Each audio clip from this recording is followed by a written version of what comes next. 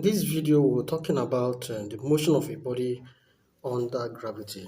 In the first video in this same topic, we talked about the concept of a body falling under gravity with the influence of some gravitational attraction, that this body accelerates, and this acceleration is called the acceleration due to gravity in the absence of air resistance.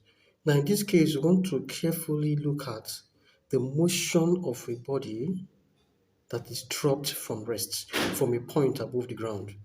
We can see that when the body is dropped from rest, of course, initial velocity is zero. From a point above the earth's surface, it falls with a velocity that increases at a steady rate or at a constant rate. And this rate of increase of the velocity of the body is called its acceleration. And then the absence of air resistance, the acceleration of this falling body is the same as the value of acceleration due to gravity, which is 9.81 meters per second near the Earth's surface. Now, suppose it's possible, let's say we have a steel ball. Now, this steel ball is dropped from rest at time t equals 0. At time t is equal to 0. We drop this steel ball. And if it is possible to have a multi-flash camera, a camera that you can use to snap an object, have a photograph of an object repeatedly. And after the snapshot, let's say we can have up to 5 or 6 snapshots of the same body in the course of the body falling. And it's also possible to produce a photograph showing the different positions of the body in that photograph. So at time t equals 0, it's when we are about to drop this steel ball. Now you come to see that after, let's say 0.5 seconds later, we have the steel ball here. This is the position of the steel ball after time, let's say 0.5 seconds later. And then 1 second later, we may have it here. 1 second later, this is where the steel ball is. 1.5 seconds later, we may have the steel ball here. Then about 2 seconds later, we have the steel ball at this point. Okay, here you can see that this steel ball, this is just 2 seconds after from the point it is projected. This 1.5 seconds later. So you can see clearly here that the steel ball falls with increasing velocity because the distance covered in the same time interval, the time interval between this t equals 0 and t equals 0.5, let's call that distance covered x1. The distance between the second time interval, let's call that x2. The distance in the third time interval, let's call that x3. The distance falling by the steel ball in the fourth time interval, let's call that x4. Here you can agree with me that the distance falling in the last interval is greater than the distance is falling by the body in all the other time intervals. Now, from this, you can conclude that this ball is falling with increasing velocity, and the direction of the velocity is in the downward direction.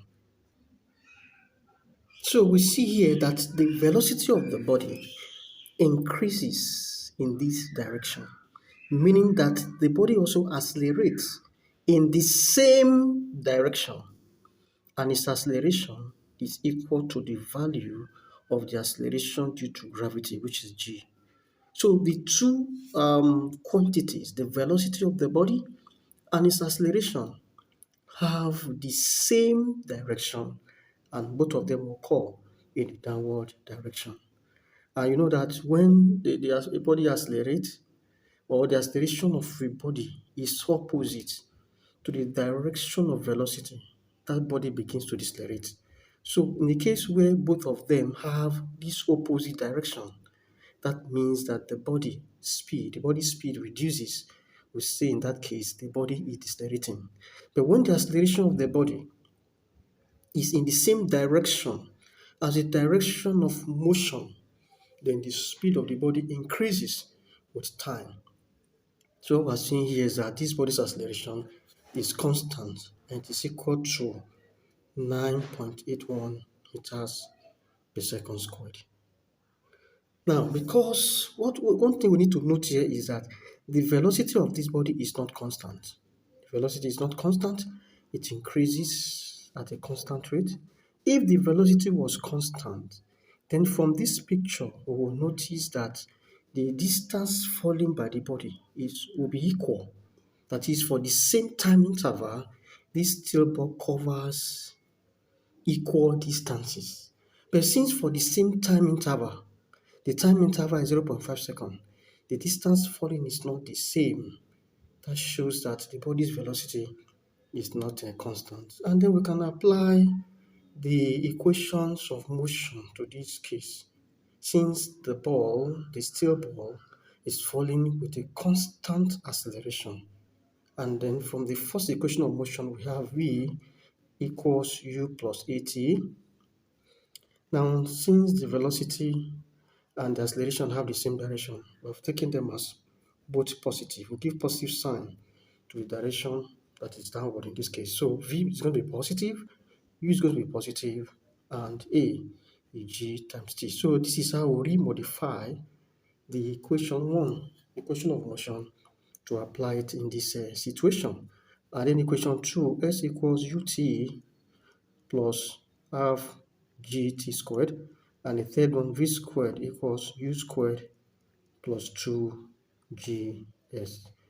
Now, since we are dealing with vertical direction, we will take our displacement or distance x as h. So that I can rewrite the third equation and also the second equation as h equals ut plus half gt squared. And the other one is v squared equals u squared plus 2gh. We are dealing with vertical motion. So vertical distance is taken as h. Now, let's come back to the motion of this body. The motion of the steel ball falling freely under gravity. What happens at the start of the motion? We said the initial velocity is 0 because the steel ball is dropped from rest. Now we can quickly know the speed, the velocity of the body after falling for 0.5 seconds, which is given as u plus gt. The velocity of the body after 0.5 seconds later is 0 plus 10. Let's use 10. Our g is 9.8. For simplicity, let's quickly round it off to 10 meters per second squared multiplied by 0.5. So which means the speed of the body is 5 meters per second. So that's the speed of the steel ball 0.5 seconds later. So that we can also find the speed after 1 second. That is 0 plus 10 times 1. The speed of the ball after 1 second is 10 meters per second. So we can continue like that. And here we see that when the body falls from rest, the speed of the body is greatest. The speed of velocity of this body